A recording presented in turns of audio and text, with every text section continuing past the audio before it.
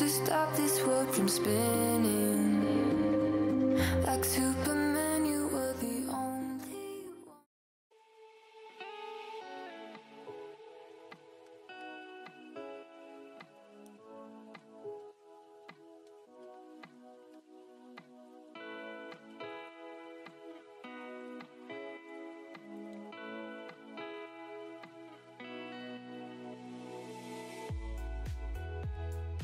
儿时开始画画的话，应该就是从小学的时候开始吧。就小学生不是其实应该幼稚园开始幼稚园就会开始看卡通什么的。但是小学的时候，我比较印象是从小学的时候开始画。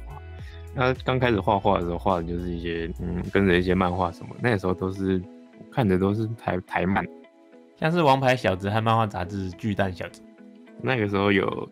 一些台湾的漫画杂志，我那时候蛮常看青文的漫画。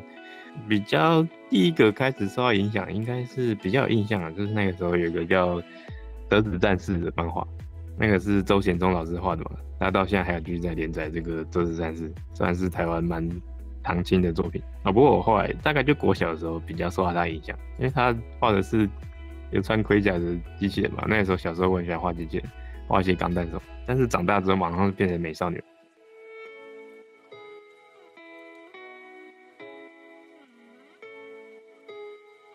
长大之后的画风，比较主要受到一个老师的影响，是应该有2个老师一个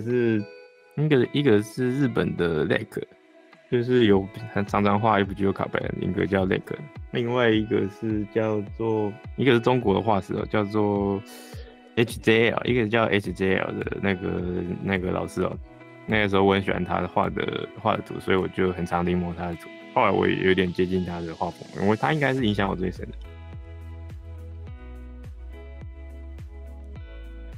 我不知道日本艺大是不是这样子但台湾的我念的那间系所，老师算是比较采取放任主义的，所以我觉得我大部分都是自学只是在学校画跟自学差的比较大的是环境这个学校会有画室嘛，会有比较大的空间可以创作，你在家里没有这么大的地方，所以我在家里现在都是画电绘嘛，但是有学校的话有油画教室之类的，你就有很大的空间可以创作，大概差在这边吧。因为老师的话，你要期待老师教你东西，其实有点困难，大部分其实还是自学。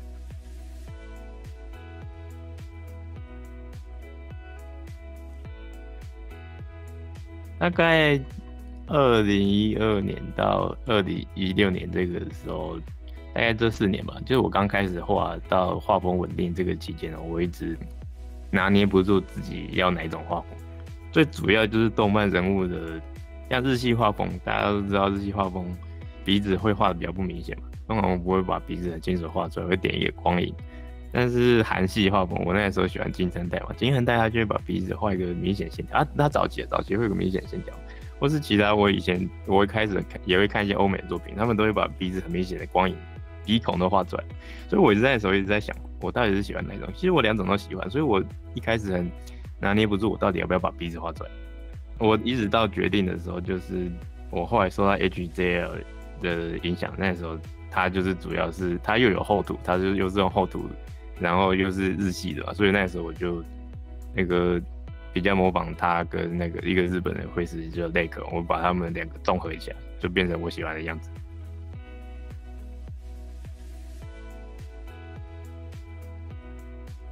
一开始我刚毕业的时候，我是一边接案一边做同人嘛，一边画同人的本子，一边出本。那因为我刚毕业那个时候有很多的手游嘛，所以那个时候非常多手游外包，就是非常非常多的外包，多到就是我不需要进公司，我就可以我刚毕业就可以直接接到差不多最低基本薪资的钱。然后后来，所以我那个时候一直大概在同人厂加接案，我毕业之后大概在家里待了2年左右吧。我待了2年之后，就因为在家里一直画，就觉得有点腻就是可能进步有点闭门造车的感觉，所以我那时候刚好收到第1家公司的他们的委托，也不是委托，他们的 offer， 他就问我要不要去公司面试，然后我想说，是个好机会，然后他薪水给的也不错，我就去那边上班。然后我在那边就工作了快2年嘛，工作快2年之后，我那时候画的游戏倒了，就他们那个上的游戏，我画完的游戏上了之后，然后就倒了嘛。倒了之后，我想说，反正游戏也倒了，我不想画公司的另外一个游戏，所以我就直接去日本工作。然后我去日本工作之后，我去日本工作大概也就是1年多吧。在日本工作的时候，那个时候是因为我在一开始带专案，我们是一个原创展览原创专案我大概画1年，他们在我进去之前，这个专案已经进行1年，然后我进去之后又画了1年。就是画了那1年之后，我们还没报到真正这个案子就是过关，就是可以上，就是可以正式开始制作程度。我想说这样子，这个公司不知道有没有经费可以把这个案子继续做下去。我想说拖太久了，然后那时候公司经营状态也不太好，所以我也是在日本的时候，我那时候就直接离职。然后离职之后，我在日本又继续做接案跟画同人本嘛，因为反正那时候我工作前还有剩下一些时间，我就一边找工作一边画本加接案。然后后来就是我本来是去在日本找工作，结果后来台湾有一家薪水蛮不错的公司问我，你要不要从日本回来？我现在给你一个高薪，要回来。然后我就想说钱实在太多，我就回来。对，然后在台湾那家公司就是这家工作相对日本来说算是蛮轻松的，就是薪水也不错，但是那个时候我刚好 YouTube 经营的也不错，我就不知道为什么 YouTube 突然经营得很好，然后我就想说，因为在台湾那家公司工作有点无聊，我就想说就干脆离职，然后专心做 YouTube。所以我那间公司我大概也就待1年左右而已，大概是这样子，我那个历程大概是这样，所以我总共只待了3间公司。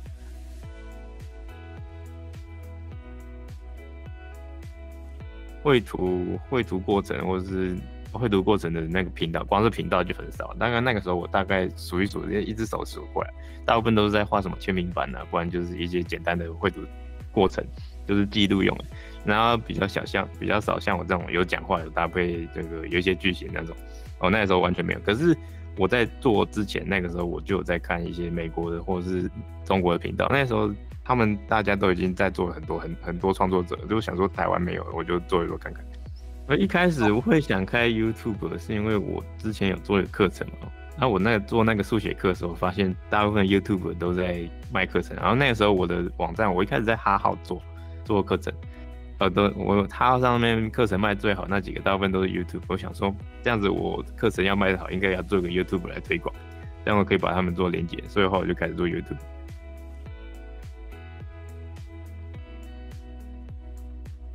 我好像也没什么，我觉得我就运气好。我觉得我运气好就是这个案例，我上面做的频道内容大部分都是国外其实有类似的创作，只是那个时候台湾就还没有做，然后我在台湾先做了，所以我有流量，对，我就是最早进去，我有这个市场红利的，对。可是因为我觉得台湾人口基数少，而且台湾这块饼本来就很小的，所以我进来之后。你也没看到什么其他人跟着一起做，因为我觉得就是饼实在太小，因为我连我自己都做，我一个人做就差不多就吃的差不多的，而且那相对来说门槛又很高，就是我一个人又要做，我又要会画图嘛，又要讲解嘛，我要一个这个东西做这个要吃这块饼，那门槛有点太高，所以其他人目前还没有什么像类似我这样子的创作者，现在有一些，但是做 YouTube 的还很少，大部分是在做短影片。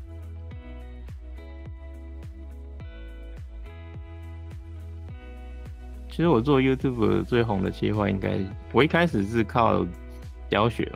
就是绘图教学，就是手绘。我一开始觉得教学类的东西，因为是工具嘛，所以就是做的话一定会有看，所以他迟早会拿到流量。所以我就一直做，然后做了某一天突然就是我那时候爆红的，就演算法就很奇怪。他之前那个我的影片大概我的订阅数大概只有2000嘛。然后他突然就给我流量，然后发现那个他发现绘图教学很多人看，然后突然就一直给我流量，然后我大概好像1-2个月，我突然就10万订阅，然后后来10万跳到20万也很快10万跳到20万具体好像是什么？我做手绘动画，我做那个《鬼灭之刃》红的时候，我做一个祢豆子的动画，那个时候突然就跳上去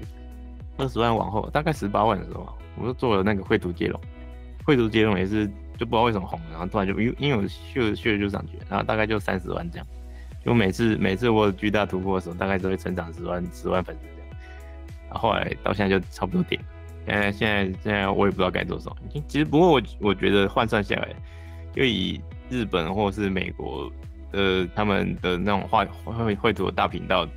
他们的订阅数跟人口基数换算起来，我觉得在台湾绘图的频道，就是纯做绘图教学或是一些绘图相关内容的频道，能做到57万，我觉得差不多就顶了。我是已经没有期待我可以到100万了。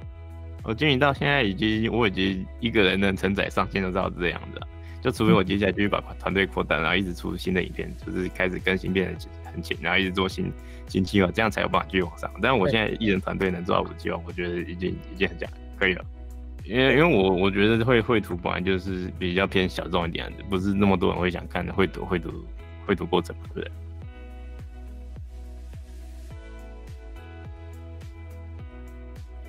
那你要问我，你要说为什么绘图节目会红，我也不知道。这个形式也不是我第一个想的，就是其他人其实有做过类似的内容，就是我只是把人家做过计划再搬过来做一下，对，不是我首创。当初我好像是在哪里啊？好像是在哪一个展，然后刚好就是有一个什么创作者酒会还是什么，我忘记是什么展了，但是就那个时候刚好遇到很多人，然后我就跟他们说，我最近刚好想要做这样的计划，然后就大家在聊天的时候，我说大家最近刚好想做这个计划，你们要不要加进来？然后大家都说好，很有趣啊，然后就进来一起做。然后就那个时候好像找了在会场里面找了西贝鲁还是什么，然后其他几个大部分都是我熟的，就我身边朋友就做了。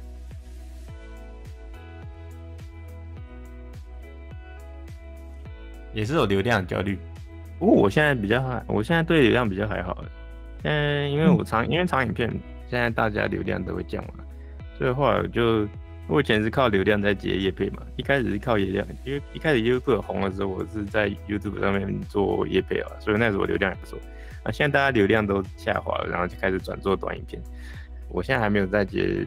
我现在接的短影片的业配比较少，主要还是接长影片。可是长影片的流量开始下滑，所以我渐渐的长影片的业配变少。可是因为我在前年我就开始慢慢的转做这个周边跟自己的电商的部分，所以有一部分的收入已经转到这边了，所以我现在接不到业配，我就觉得还好。以前的话，如果我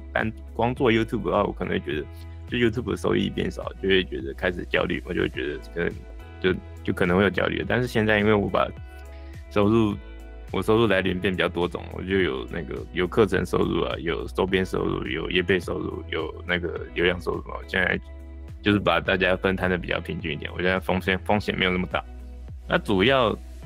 会这样，我是当初在规划的时候，我就想说要把这个收入多元化，因为我一开始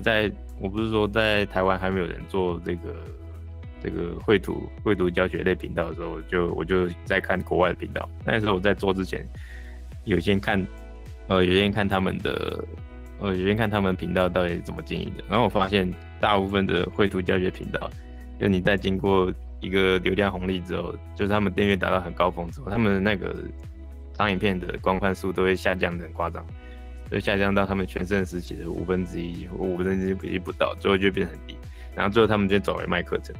然后最后就发现那个绘图教学类，就是大家可能一开始就是进来看你的影片，后来之后失去兴趣了嘛，因为绘图教学就是你看完教学之后，他可能就不太会留在你的频道上面。对，就是因为我们工具类就是这样，工具类的频道大部分都是这样，不管你是教英文啊、教语言还是教什么，反正他们看完他学好了，他就走了，对不对？大部分的频道这样，所以我那时候想说，如果要做这种，你就算会有流量也是意思。我那时候觉得我这个流量就意思，所以一定要先铺好，就是他们进来都买课程，就是先铺好这个其他收入的管道。所以我比较没有对失去流量这件事有那么大焦虑，当然流量没有再减少的就是。所以在做完绘图教学之后，就把能教的都教的差不多，然后其他就交在课程嘛。然后后来我在规划就是出比较多娱乐型的嘛，就是绘图接龙这种，大家可以因为有娱乐效果、有故事、有文本的话，大家就可以看好几遍。